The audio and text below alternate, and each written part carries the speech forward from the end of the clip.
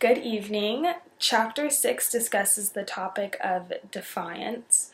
One important concept in understanding societal defiance is cultural transmission. Cultural transmission was introduced by sociologist Edwin Sutherland. Sutherland's main point, as illustrated in the text, is that defiant behavior is not something an individual is born with, but defiance is a learned trait. Cultural transmission means that an individual learns a specific behavior, such as criminal behavior, from interactions with others. For example, breaking into someone's home is a learned behavior, not only an act, but as the text states, in motivation.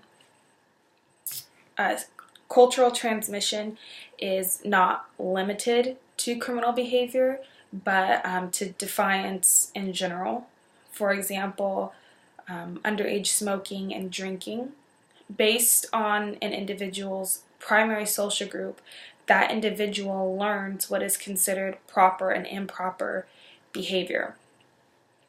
This idea of being influenced by others is seemingly synonymous with peer pressure, but actually they're pretty different. With peer pressure, an individual is persuaded to act against their ideology or a personal belief so as to engage in a self-defiant act, but likely they still maintain their belief even though their actions would be seemingly hypocritical.